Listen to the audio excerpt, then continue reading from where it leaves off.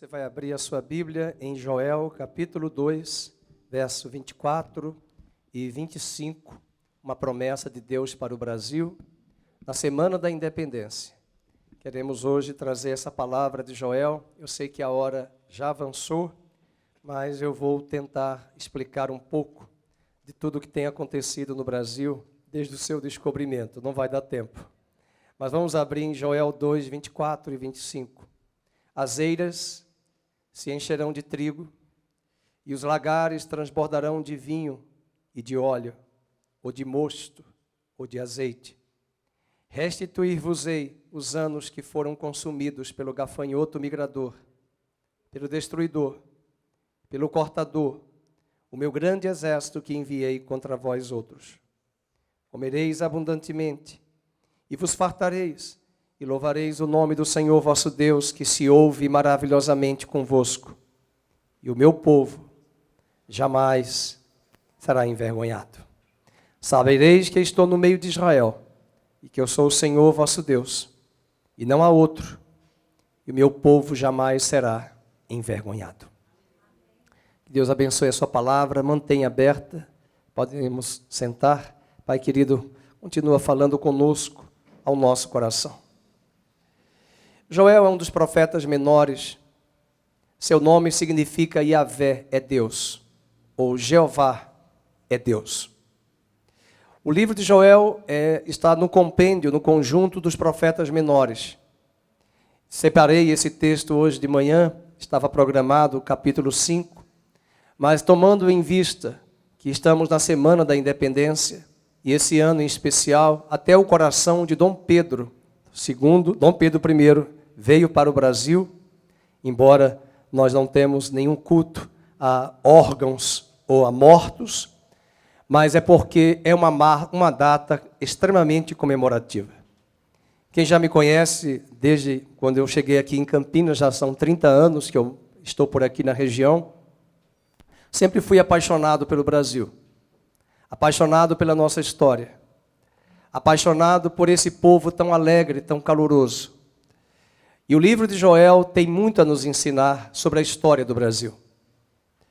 No dia 9 de março de 1500, mais de 1.400 pessoas saíram, aonde hoje é a Torre de Belém, em Lisboa, Portugal. Várias caravelas trouxeram 1.400 pessoas. Estavam procurando o caminho das Índias, estavam procurando o caminho das especiarias, das rotas. Mas os ventos de Deus sopraram e trouxeram aquelas caravelas ao que hoje se chama Porto Seguro, em Bahia, na Bahia. Um estado cuja capital se chama até hoje Salvador. No dia 22 de abril de 1500, portanto, uma viagem longa, basta você visitar a caravela que se encontra na Lagoa do Taquaral e ver uma réplica, e como você e eu ficaríamos naquela caravela durante 40 dias. Foi numa caravela como aquela que aqueles homens vieram buscando rotas, buscando novos caminhos para chegar ao Brasil, para chegar à América. Eles estavam buscando as Índias. Seus interesses não eram tanto de possuir a terra, porque Portugal e Espanha já haviam assinado o Tratado de Tordesilhas, separando aquelas terras, ora da Espanha, ora tantas mil léguas do Brasil. Todo o interesse era voltado para o caminho das especiarias. Mas os ventos sopraram, e no dia 22 de abril de 1500, eles avistaram um monte, e como era a semana da Páscoa, no calendário gregoriano, que é o nosso até hoje, dia 22 de abril daquele ano era a Páscoa, e eles tomaram o monte que eles avistaram, o Monte Pascal. Aquele monte batizado com o nome da Páscoa. Era uma representação muito clara, ainda que eles não soubessem, que Páscoa é Pessa em hebraico. Pessa é passagem. Eles estavam passando para o que hoje nós chamaríamos de Novo Mundo, um novo continente. Assim como os ingleses chegaram à América do Norte e tentaram colonizar aquela terra com o espírito de uma nova esperança no continente americano, espanhóis e portugueses também chegaram aqui à América do Sul. Aquela terra foi batizada naquele dia em que eles colocaram seus pés na região de Porto Seguro, na Bahia. Eles batizaram Terra de Veracruz. Portanto, prestem atenção aos nomes. Monte Pascoal, o Brasil, é batizado e nasce numa Páscoa. Terra de Veracruz, em latim, quer dizer terra de verdadeira cruz, apontando para os dias futuros de que a mensagem da verdadeira cruz de Cristo seria pregada no solo brasileiro. Aquela terra começa a ser dividida em capitanias hereditárias. Quando Martim Afonso de Souza vem ao Brasil para liderar e chefiar o comando de um governo geral das capitanias, aquela terra vai ser dividida em capitanias. A partir dali, nós vamos encontrar, no advento da chegada dos portugueses, algo muito positivo, mas também algo muito negativo. Não havia um projeto de colonizar o Brasil. Não havia um projeto de colonizar e estabelecer uma nação forte. O que havia era apenas uma tentativa de chegar às Índias e buscar as especiarias e as rotas, o ouro e a prata e o que pudesse se tirar daquela terra e extrair. Encontraram primeiramente o que eles chamavam de pau-brasil, uma árvore de um tronco nada muito agradável aos olhos, com uma tinta meio vermelha, que poderia ser usada na Europa, na Inglaterra, para pintar os tecidos ou fazer algum uso daquela pintura extraída da madeira do pau-brasil. Mas começaram pela primeira vez a verificar a existência da cana-de-açúcar no nosso litoral. E foi essa cana-de-açúcar que foi explorada e levada pela mão de obra africana que trouxeram de África, e eles não vieram convidados para o Brasil, eles vieram obrigados para explorar a terra com a mão de obra, e essa mão de obra explorando essa matéria-prima cana-de-açúcar, levaria o melhor do nosso açúcar para as fábricas e as indústrias na Inglaterra.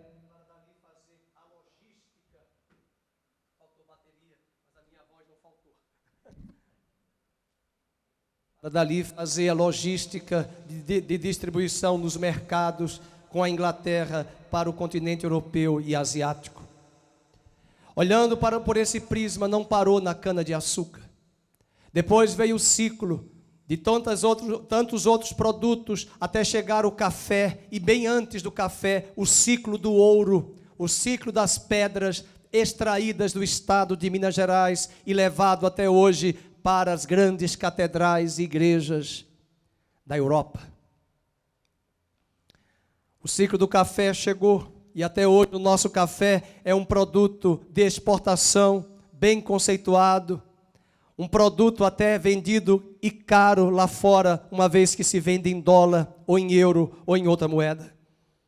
E quando olhamos para o livro de Joel, ele nos mostra não apenas esses gafanhotos e locustas que são chamados de cortadores, migradores, devoradores e destruidores. Não estou dizendo com isso que todos os portugueses que vieram ao Brasil vieram com esse mesmo sentimento. Não estou dizendo com isso que a nação foi saqueada e roubada desde o seu nascedouro, mas de fato muitos utilizaram-se da nossa matéria-prima e até hoje o melhor desta terra é saqueado e roubado e levado para outras nações. O que olhamos para o capítulo 1 do livro de Joel é um cenário de crise, é um cenário de caos. O capítulo 1, verso 2, diz assim, acompanhem comigo: ouvi isto, vós velhos. Os velhos precisam escutar. Os velhos que estão aqui precisam dar uma aula de história aos seus netos que nada sabem ou quase pouco sabem sobre a história do Brasil. Uma geração que está vindo aí não sabe quase nada da história do Brasil, não sabe nem cantar o hino nacional. A geração que nós tivemos na escola pública até a década de 90, trazíamos em nossos cadernos o hino nacional, nos livros e nos cadernos. 7 de setembro, nós cantávamos o hino da pátria, cantávamos o hino da independência, cantávamos o hino do Brasil, cantávamos o hino nacional e o hino da bandeira. Esses valores foram diluídos. Não há uma identidade em nossa nação. Há uma língua que nos caracteriza como povo-nação. Há uma cultura, um mesclado de cultura africana, indígena com portuguesa. Mas falta uma unidade de conhecimento, de entendimento que nos dá suporte para entendermos de onde viemos e para onde vamos. Olhe os velhos, escute os velhos, todos os habitantes da terra, o que aconteceu isto em vossos dias ou nos dias de vossos pais. O que está acontecendo é que o profeta está olhando para um problema sério no presente e ele está mostrando que esse problema sério no presente é consequência de um passado cheio de violência, cheio de mortandade, cheio de corrupção, cheio de mentiras e está atrelado na cultura brasileira, o jeitinho brasileiro de fazer as coisas erradas. O grande problema do Brasil não está em partidos e políticos. A solução do Brasil está olhando para Cristo, para o poder do Evangelho, que tem poder para transformar as nossas vidas e quebrar em nós toda a maldição da natureza adâmica. Essa natureza adâmica, explorada pelo Deus deste século, levou a portugueses, holandeses, franceses, ingleses, roubarem da nossa terra o melhor da nossa terra. É impressionante como muitos governantes chegam aos poderes públicos do Brasil, e não estou me referindo apenas à presidência da República, ao Senado, ao Congresso, aos governadores, a posto de prefeitos e em prefeituras. Quantos estão voltados para o poder público apenas para saquear os cofres dos municípios, dos estados e da nação? Essa mesma maldição, esse mesmo migrador, essa mesma locusta, também chamada de gafanhotos, no verso número 3, o profeta diz, narrai, o verbo está no imperativo, conte para os vossos filhos, conte para os vossos netos o que aconteceu na história da nossa nação. O verso 3 diz, narrai isto aos vossos filhos, vamos fazer a contagem, e os vossos filhos, façam seus filhos, segunda geração, e os filhos destes, a outra geração, 3 gerações, e se você volta para o verso 2, os velhos, mais uma geração, do que está acontecendo em vossos dias, a geração do presente, são 5 gerações. Se cada geração tem 100 anos, 5 gerações, 500 anos, 522 anos do Brasil, nós temos que relembrar e contar a história a essa geração que está aí presente, o que tem acontecido com essa nação tão gigante, tão grande, que já passou por tantas situações difíceis e que se levanta, mesmo nos altos e baixos que ela enfrenta. Nós temos visto a mão de Deus a sustentar o nosso país. O versículo 4, eu queria que você marcasse, ele cita 4 tipos de gafanhotos. Joel está falando para um país que vivia da agricultura. Joel está falando, essa profecia não é para o Brasil, mas é para Judá, e Judá era uma nação que vivia do agronegócios. Era uma nação que dependia da agricultura, e se não houvesse semeadura, se não houvesse chuva do Criador, a terra não colheria os frutos. A questão é que Deus estava mandando chuva, mas os gafanhotos também vieram, até com a permissão de Deus, para roubar, para destruir a lavoura. E numa aplicação alegórica, eu trago aqui a lembrança de quantos ao longo da história do Brasil, nesses 5 séculos do Brasil, o que se tem tirado desta nação. A nação geme, a nação chora. Quando olhamos para a grande recessão econômica de 2015, quantos estão lembrados nas ruas de Campinas, nas ruas desse Brasil, mais placas de vende-se e aluga-se, tamanho buraco que a nação foi enfiada por um grupo de partido, de pessoas envolvidas na política e no governo que saquearam a nação. Por favor, não me interprete mal. Não estou generalizando e nem afirmando nenhum político, porque eu aprendi que aonde existir o homem, dentro de qualquer partido, pode haver corrupção. A corrupção pode estar em mim, a corrupção pode estar em você, e quem quiser atirar a primeira pedra, atire logo sobre si, sobre o seu próprio pecado e a sua própria natureza. É esta nação que tem sido roubada e saqueada, e é por isso que as coisas não acontecem, não funcionam, porque existem interesses escusos e sujos na instância dos três poderes.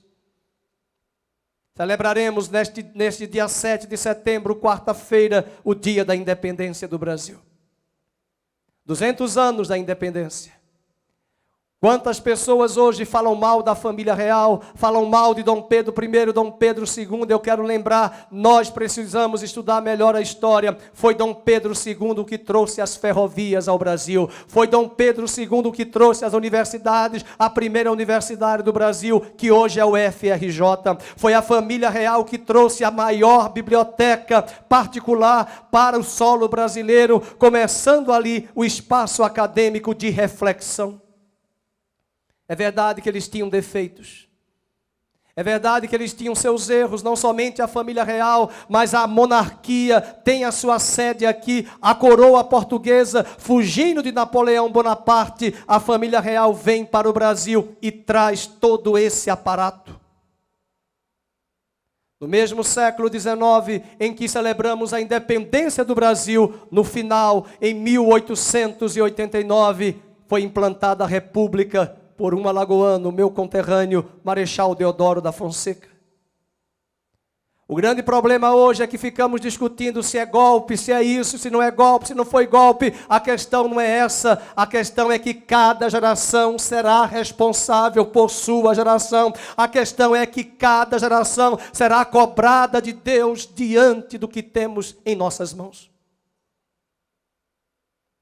O que não podemos ver é perder a mão de obra de gente jovem, de empresários que estão plantando no Brasil, de jovens que têm um futuro para descortinar nesta nação, perderem a esperança do solo brasileiro. O versículo 4 diz, leiam, o que deixou o gafanhoto cortador. Chama atenção para essa locusta, para esse gafanhoto. Foi cortado, meus irmãos, a cana-de-açúcar e o melhor foi para a Inglaterra. Foi cortado o nosso ouro e a prata que foram para as catedrais da Espanha e da Europa. Foi cortado o nosso café e até hoje o café 100% arábica. É o mais caro, é o melhor, é vendido em dólar. E aqui fica o café à base de pedra, palha e milho torrado, pagando R$20.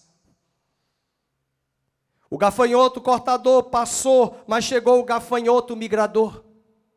A palavra migrador quer dizer que ele migra e saiu migrando alegoricamente da terra do Brasil para outras terras. O que deixou o migrador comer o gafanhoto devorador. Uma verdadeira devora, uma verdadeira ação devoradora, fazendo desastre na economia, roubando e saqueando os cofres da nação. A própria Inconfidência Mineira, onde Tiradentes perdeu a sua própria vida, fala-nos de um grupo que se levantou ali em Minas Gerais, Vila Rica, se rebelando contra os altos impostos abusivos que a coroa portuguesa cobrava, quando muitas vezes já tinha diminuído a quantidade de ouro e de prata no Brasil. Eles abusaram dos impostos. E os nossos impostos são altíssimos, são tão altos quanto os de Portugal, quanto os da Alemanha, quanto os da França, mas a gestão nos cofres públicos lá na Europa, a gestão e os recursos chegam lá na outra ponta daquilo que nós pagamos.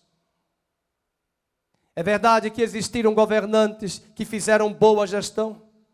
Mas a verdade é que existe em todo esse meio pessoas que têm outras intenções de usar o poder público para benefício próprio. E a nação chora, diz o livro de Joel. O gafanhoto migrador foi substituído pelo gafanhoto devorador, e o mais terrível, e o gafanhoto devorador, leiam, comeu o gafanhoto destruidor. É uma verdadeira destruição. É um verdadeiro caos.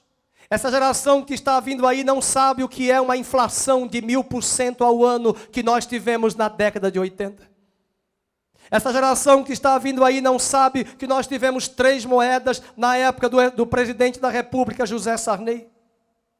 Essa geração que está vindo aí está mais distraída com Anitta e tantos outros cantores mostrando bumbum, nádegas, peito, busto, folia. E ao invés de estarem dobrando os seus joelhos e buscarem a Deus, porque o caos está perto de vir, se o juízo de Deus virá, se a nação não se voltar para Deus. Uma geração que quer comida, que quer bebida, que quer folia, que quer distração. Parece que nós estamos vivendo no Império Romano, comamos e bebamos que amanhã vamos nos divertir. Enquanto isso, os Césares da vida e os senadores romanos entregavam pão e circo, mamavam e usufruíam dos impostos que os romanos pagavam e eram distraídos pelos shows e espetáculos no Coliseu Romano e até hoje não mudou. Uma geração distraída pelo futebol. Uma geração distraída pelas músicas, pelas festas, pelos shows, pelos DJ. Uma geração distraída pelas drogas, pela maconha, pela cocaína, que querem trazer de liberação à nação, destruindo as vidas e uma geração. Porque se você já acompanhou alguém que já foi tomado pelo crack, pela cocaína e pela maconha, é difícil recuperar os neurônios e as sinapses, principalmente no crack. Nós precisamos lembrar de tudo isso, porque o que vai mudar o Brasil não é homem, nem partido, nem político algum, é o Senhor, mas é a igreja que também vai decidir os rumos, escolhendo candidatos que tenham pautas próximas da palavra de Deus. Se você está procurando um candidato perfeito, você não é perfeita, eu também não sou perfeito, mas olhe para todos os candidatos, e nós podemos lembrar que no dia 15 de novembro de 1989, eram 19 candidatos à presidência da República, e um grupo de intercessores em Recife, orando pelo Brasil, a voz de Deus foi audível dizendo, nenhum destes candidatos é o meu candidato. Deus não vota, mas Deus estava querendo dizer que as pautas de todos aqueles candidatos eram pautas que nada se aproximavam dos valores do reino de Deus. O grande problema também e o perigo é usar o nome de Deus em vão. O grande problema é também qualquer candidato se arvorar a usar o nome de Deus e não ter o temor de Deus em seu coração. Mas Provérbios nos diz que quando o justo governa com o temor do Senhor, o justo se alegra. E o povo se alegra. O verso 4 diz que o gafanhoto destruiu, e veja a sequência no versículo 5, ébrios, ele chama o povo de Israel de bêbados. Vocês estão bêbados, vocês estão distraídos, é tempo de chorar. Porque veio um povo contra a minha terra, poderoso e inumerável. Quem é esse povo? É um exército de demônios que tem usado as mentes humanas na mentira, na manipulação, distorcendo a verdade, chamando a verdade de mentira, com o interesse de saquear a nação. Versículo 8, versículo 7 diz o estrago que ele fez. Fez da minha vide uma assolação, destruiu a minha figueira, tirou-lhe a casca que lançou por terra, os seus sarmentos se fizeram brancos, está mostrando os estragos. Ele pede para lamentar, versículo 8, lamenta como a virgem, está cingida de pano de saco, porque cortada está da casa do Senhor a oferta de manjares e a libação, e os sacerdotes do Senhor estão enlutados. Quantos crentes estão endividados? Quantos crentes estão passando privação financeira? Como é que se recupera uma nação que foi roubada e saqueada ao longo de quase 2 décadas? Como é que se levanta uma nação que mal começa uma tentativa de restaurar, uma pandemia global nos atinge? Lockdowns em excesso são feitos. Políticas e, mais do que lockdown, discursos meramente socialistas, porque hoje, além de estarmos num mundo globalizado, que é bom, nós enfrentamos um grande inimigo chamado globalismo. A ideia de empurrar de goela dentro, que todo mundo vai pensar igual, que todo mundo vai agir igual e que todo mundo vai concordar em que o Estado controle a vida do indivíduo. Pelo contrário, a República já deixou bem claro que o Estado é laico e há liberdade de pensamento religiosa e liberdade de expressão no artigo 5º e 6º da nossa Constituição. O que nós estamos vendo é que o cerco está se fechando, se levantando cada vez mais, e nós precisamos começar a orar e clamar a Deus, e principalmente nessa época de eleição, nós precisamos pedir a Deus sabedoria nas nossas escolhas. Alguns acham que cristianismo e igreja não tem que se envolver em política. Você está enganado. Nenhum púlpito tem autoridade para pedir voto e nem pedir a nenhum candidato. Nunca fizemos isso e jamais faremos. O voto é seu, o voto é secreto, o voto é pessoal. Mas você precisa entender quais são os candidatos, quais são as pautas que estão ali presentes nas ideias. O versículo de número 9 diz: cortada está da casa do Senhor. Meus queridos, essa crise econômica, esses assaltos e roubos à nação, têm levado ao país a altos e baixos. E o que acontece? Os empresários estão enlutados. Quando nós pensávamos que iríamos alavancar a economia, de repente, uma guerra na Ucrânia. E olhando para o verso 10, o diagnóstico diz: o campo está assolado, a terra de luto, o cereal está destruído, a vide se secou, as olivas se murcharam. Pensem, não existe multinacional naquela época, não existe TI, não existe empresas, não existe revolução industrial, a nação vive da agricultura. E uma das coisas que tem abençoado o Brasil e sustentado o Brasil, a diversidade regional, a diversidade de solo. Quando eu vim morar em São Paulo, uma das coisas que mais me chamou a atenção, que eu amei, para você pode ser uma coisa tola, foi ver essa terra vermelha que produz café. Eu nunca tinha havido plantação de café no Nordeste, só de cana-de-açúcar e caju e goiaba. E mangaba, que vocês não conhecem.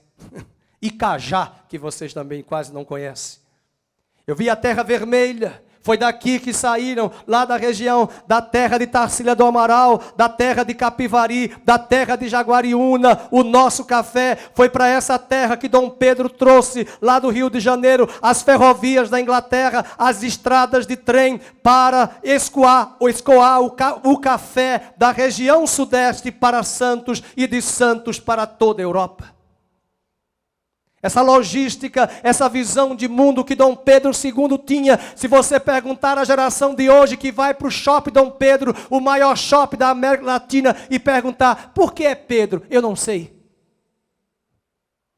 Mas sabe o que é? Tudo que é marca de porcaria, de coisas que não tem redundância alguma para a eternidade, porque são mentes vazias, distraídas do conhecimento, e mais do que o conhecimento, do temor do Senhor.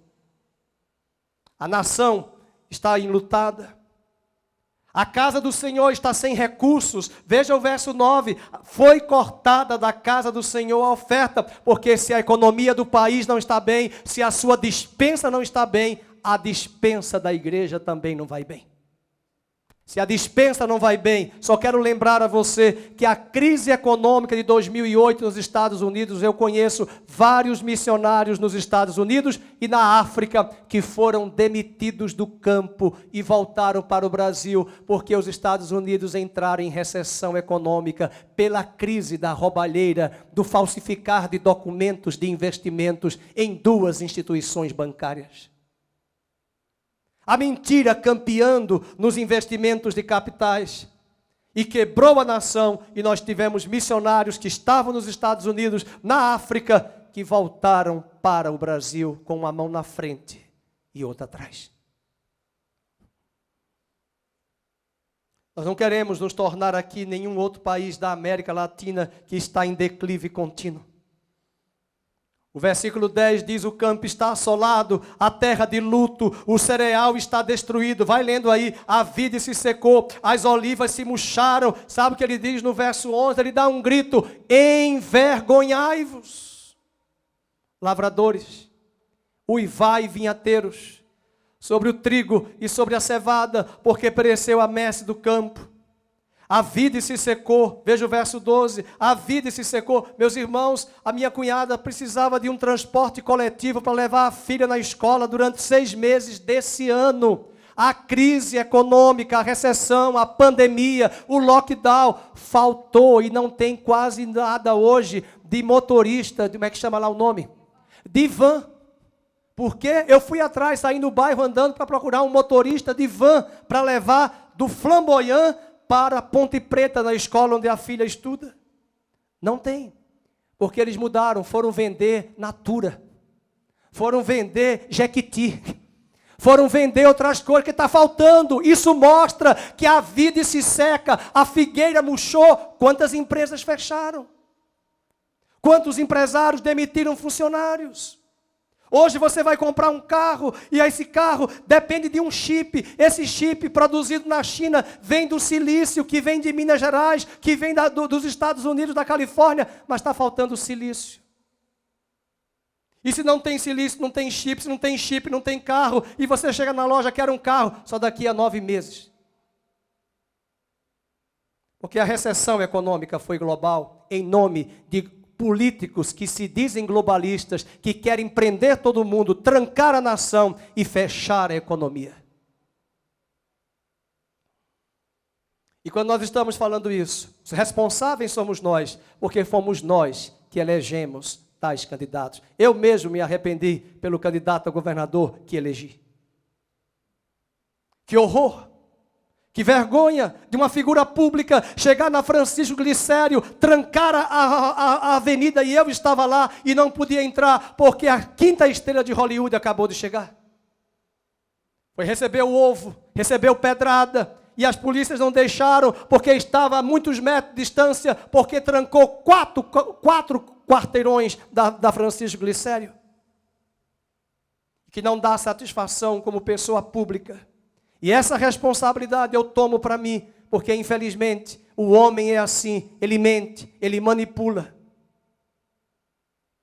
E aí você pergunta para mim: pastor, já são 12 horas e 10 minutos, o que é que Deus tem a ver para nos dizer? Eu não vai dar tempo de falar tudo, eu gostaria de pregar 3 horas hoje. E eu não tomei café, estou de jejum. Estou muito bem, não vou morrer de fome, porque até sem Jesus eu fiquei no carnaval, no chiclete com banana, 14 horas no trio elétrico dançando quando eu não tinha Jesus. Eu nem sabia de comida. E por que para as coisas de Deus tudo é difícil? Tudo é feito com: não, eu não posso, eu não consigo. E é por isso que a nação está assim. Porque faltam figuras públicas, cidadãos apaixonados pelo país. Bem, vou diminuir o meu tom. O capítulo 2, ele manda tocar a trombeta. Eu vou pedir ao pastor Felipe que hoje à noite ele traga o chofar. Versículo 1 diz: tocai a trombeta em Sião, dai voz de rebate no meu santo monte, perturbem-se. Por que tocar a trombeta? Porque no verso 12 diz: convertei-vos a mim de todo o vosso coração. Ele está chamando o Brasil, ele está chamando os pastores, ele está chamando a igreja para chorar pela nação. Hoje você pode estar feliz, está tudo bem, está tudo muito bem. Cuidado, amanhã podemos não estar. É que alguns estavam em casa na pandemia. Eu estava aqui todo domingo na pandemia.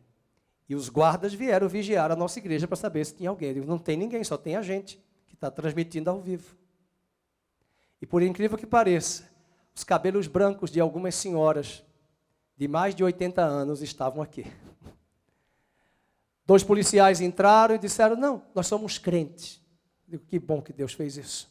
Mas ninguém estava fazendo ajuntamento. Pelo contrário, éramos no máximo 15 espalhados entre as cadeiras. O isolamento bem grande. Mas você poderia ser beneficiado pelo culto. mas o controle do Estado, usando figuras de autoridade como a polícia, para fiscalizar a nossa liberdade, que aos poucos foi minguando. Se você mora num apartamento, como eu vi uma família da região, de uma cidade do interior aqui de São Paulo, como é que você vai manter 3 filhos em pleno lockdown, de 2 meses sem sair do apartamento, com 3 crianças de 7, 6 e 5 anos? O que é que você faz? Essa mulher foi presa ao sair do apartamento, pelas autoridades, pela polícia, pela guarda civil, a mando do prefeito de uma das cidades do nosso estado. E se você diz que está tudo bem, eu quero dizer para você que você deve estar em Marte, ou em Júpiter, porque nós não estamos bem. O profeta está chamando agora a igreja para um tempo de choro. Versículo 12, convertei-vos a mim de todo o vosso coração. Verso 13, rasgai o vosso coração, não as vossas vestes, convertei-vos ao Senhor vosso Deus, porque Ele é misericordioso, compassivo, tardio em irar-se, grande em benignidade, e quem sabe não se voltará. Verso 16, congregue o povo, e nós estamos aqui até o dia da eleição, em jejum e oração pelo Brasil. Posso ouvir um amém? Quem é brasileiro? Você pode escolher um dia da semana e jejuar pelo Brasil. Quando você jejua pelo Brasil, você está orando para que Deus salve milhões de brasileiros e está orando para que Deus abençoe a economia do Brasil. E se Ele vai abençoar a economia do Brasil, Ele vai abençoar o seu trabalho, o seu salário, a sua despensa, a sua empresa e a sua aposentadoria. O verso 17 diz que a crise era tão grande que Ele mandou chamar os velhos, os anciãos, Ele mandou chamar os bebês e até o casal que eu fiz o casamento lá, o David e a esposa Mariana, diz, saia da lua de mel, saia do aposento da lua de mel e venha chorar e clamar ao Senhor, porque é tempo de buscar ao Senhor. Verso 17 diz, chore os sacerdotes, ministros do Senhor, e os sacerdotes vão orar. Verso 17, poupa o teu povo ao Senhor, e não entregues a tua herança ao opróbrio. A palavra opróbrio quer dizer vergonha. Mas tem uma palavra linda que você vai dar um glória a Deus quando você olhar para o versículo 18. Depois que esse povo orou, depois que esse povo buscou o Senhor, depois que esse povo se converteu, o versículo 18 começa com a expressão, então o Senhor se mostrou zeloso da sua terra e compadeceu-se do seu povo brasileiro. E respondendo, ele lhe disse, eu envio o cereal, eu envio o vinho, eu envio o óleo, e dele sereis fartos. Ele quer dizer, eu vou abençoar a tua despensa, a tua empresa, os teus negócios, porque eu tenho visto o teu coração se voltar para mim. Não mais vos entregarei ao opróbrio entre as nações. E Deus está falando agora que esse exército, e aqui eu vou parafrasear, esses demônios mentirosos e ladrões e corruptos que usam as mentes humanas, verso 20 diz, leiam, mas o exército que vem do norte, eu o removerei para longe de vós. E Deus diz para o Brasil hoje de manhã, não temas, ó terra, não temas, ó Brasil, não temas, ó São Paulo, regozija-te e alegra-te, porque o Senhor faz grandes coisas. E se lá no capítulo 1, tudo foi destruído, no verso 22, tudo vai ser restaurado, não tem mais animais do campo, porque os pastos do deserto reverdecerão, porque o arvoredo dará o seu fruto, a figueira e a vide produzirão com vigor. Versículo 25 diz, restituir-vos-ei os anos que foram consumidos pelo gafanhoto migrador, pelo destruidor, pelo cortador, o meu grande exército que enviei contra vós, e comereis abundantemente, e vos fartareis, e louvareis o nome do Senhor vosso Deus. Acho que todo mundo só conhece de Joel, capítulo 2, verso 28. Foi quando a igreja começou. Em Atos 2 diz, Atos 2, 20, Joel 2, 28, Joel 2, 28, e acontecerá depois que derramarei o meu espírito sobre toda a carne. Marque comigo e leia em voz alta, e acontecerá depois. Depois de quê? Depois do caos, depois da crise, depois da roubalheira, dos escândalos, a nação vai se arrepender em um tempo de arrependimento, e depois do tempo de arrependimento e quebrantamento, o tempo de colheita. Joel tem 3 capítulos, e Joel nos aponta para 3 fases que Deus tem para o Brasil. O tempo de crise, o tempo do caos, o tempo em que essa nação foi conhecida pela corrupção sistêmica, pelo caráter do jeitinho brasileiro que faz as suas malandragens, as suas falcatruas. E essa nação que enxerga a crise, que enxerga o caos, que enxerga a escassez, ela vai ser chamada por uma trombeta, que é a voz de Deus, para se santificar, se arrepender. E o arrependimento está para todos. É para nós, igreja, é para os juízes em Brasília, é para os governantes do Brasil, é para toda a nação brasileira e principalmente para a classe política, para que parem de mentir e manipular a nação. Esse é o tempo que nós estamos. Digam comigo, um tempo de crise, um tempo de arrependimento, um tempo de colheita. Eu não sei o que Deus vai fazer, mas uma coisa eu sei, que se a igreja primitiva, ela começou com o derramar do Espírito em Jerusalém, e na primeira pregação de Pedro, 3.000 almas se converteram, imagine quando o derramar do Espírito vier sobre toda a terra e sobre toda a carne.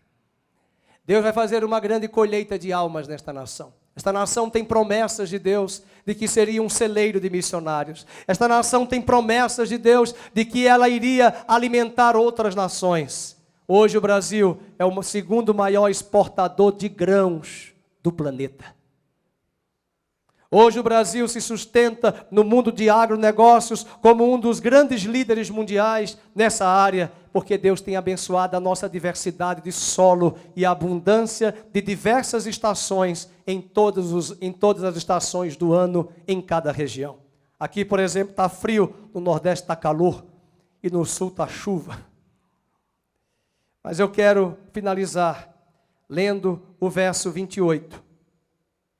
Do capítulo 2, vamos ler juntos.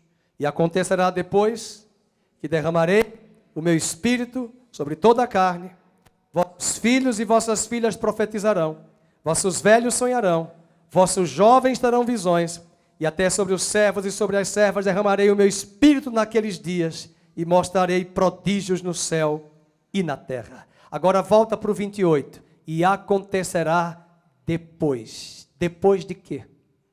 Depois do caos, depois da crise, depois do arrependimento e da reunião da congregação se ajuntando para clamar a Deus. E eu quero desafiar você, que é brasileiro, para que nesse dia 7 de setembro, os que estão em casa ou os que querem ir para alguma manifestação por liberdade neste Brasil, lembre-se, nós somos guerreiros de Deus. Quantos guerreiros nós temos aqui? E se você for às ruas, ou se você ficar em casa, não tem problema. Você faça como Miriam, pega a panela, toque tambor, e cante, e louve, e celebre, e ore, e interceda, e proclame que a redenção e a grande colheita de Deus sobre esta nação está vindo, que Deus restaurará e converterá milhões e milhões de brasileiros e estrangeiros neste país. E aonde o evangelho chega, Deus muda a mente. Sabe o que é arrependimento? Palavrinha grega metanoia. Metanoia é isso, você está indo por esse caminho, quando você se arrepende, você faz isso. Ops, você muda o caminho. Eu não acredito que homem algum, partido algum vai mudar, mas o evangelho muda a mente do homem. Muda a sua visão, muda a sua ótica. E nós vamos usar esse dia 7 de setembro para proclamar a independência do Brasil. 200 anos, se até o coração de Dom Pedro I chegou, onde é que está o teu coração? Teu coração não está nos Estados Unidos, nem na França, nem que sequer se fala em Cuba, Venezuela e Argentina. Nosso coração está no Brasil. O nosso coração está no Brasil e nós somos brasileiros. E não se esqueça, nós temos 2 motivos para orar pelo Brasil. Primeiro, porque somos brasileiros, nascemos aqui. Segundo, porque somos brasileiros, nascidos de novo e por direito de aliança que temos em Jesus, vamos clamar pela redenção do Brasil. Deus mude os rumos desta nação. E que eu e você fiquemos, como diz o Nordeste, de bituca, olhando no olho, vigiando o Brasil, vigiando a nação, intercedendo pelo Brasil, até o dia 3 de outubro nas eleições. E estaremos daqui a um mês, no dia da eleição, que é um domingo, estaremos aqui em jejum e oração, para que o espírito de mentira, de roubo, de distorção da verdade pela mentira e de manipulação seja removido dos céus do Brasil, nas urnas do Brasil e na população brasileira. E que Deus traga discernimento à nação brasileira. Deus abençoe o Brasil. Deus abençoe esse país que está destinado para coisas tremendas e gloriosas. E na medida que o Brasil é abençoado, tua despensa é abençoada. Tua casa é abençoada. Clamemos pela redenção do Brasil. Leia Joel e tenha esperança. Não perca a esperança nesse país, no nome do Senhor Jesus. Vamos ficar em pé, vamos orar. Vamos terminar cantando dos 4 cantos desta terra. Tem marido hoje que pode reclamar da comida, mas você vai debaixo da unção do Espírito amansar a fera. Amém? Senhor, nós queremos te pedir perdão hoje de manhã, início de tarde, pelos nossos pecados de corrupção, pelos nossos pecados, pelas nossas misérias. Não queremos apontar aqui pecado de ninguém, nós queremos olhar para os nossos. Olhar para a nossa malandragem brasileira. Orar para que o nosso coração mude de pensamento, mude de atitude. Orar para que os nossos governantes a serem eleitos sejam imbuídos do temor do Senhor e que tenham o discernimento do Senhor para chegarem ali aos postos públicos e governarem com sabedoria. Queremos te pedir perdão por uma população tão distraída, tão enganada pelo Deus deste século. Se nós estivéssemos lá também, nós seríamos talvez dos piores. Nós não julgamos eles. Nós não somos melhores do que eles. Mas assim como o Senhor teve misericórdia de nós, tenha misericórdia do Brasil. Tenha misericórdia desta pátria. Tenha misericórdia de milhões e milhões de brasileiros que precisam da tua graça maravilhosa.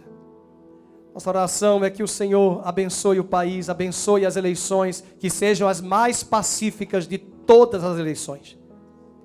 O Senhor repreende o espírito de mentira, de manipulação e guarde as urnas e principalmente o traslado do voto para os computadores do TSE.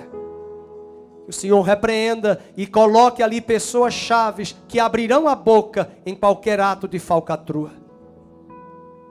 E que no meio de tudo isso, o Evangelho seja pregado com autoridade nos céus do Brasil e na terra do Brasil. E esse Evangelho que tem poder, mude milhões de brasileiros que aqui residem. E que eles sejam arrancados das trevas e transportados para a sua maravilhosa luz. Fortalece o Brasil, fortalece a igreja. Não permita que a tua igreja se corrompa, mas que ela seja guardada no temor do Senhor. E encerramos dizendo, haverá tempos de estabilidade, Brasil. Abundância de salvação, abundância de sabedoria, abundância de conhecimento, e o temor do Senhor será o teu tesouro. Que o Senhor te abençoe e te guarde. Que o Senhor faça resplandecer o seu rosto sobre ti. Que o Senhor tenha misericórdia de ti e que o Senhor sobre ti levante a luz do seu rosto e te dê a paz. E abençoe esse mês de setembro na tua despensa e na tua casa e na tua saúde, em nome de Jesus. Amém e amém.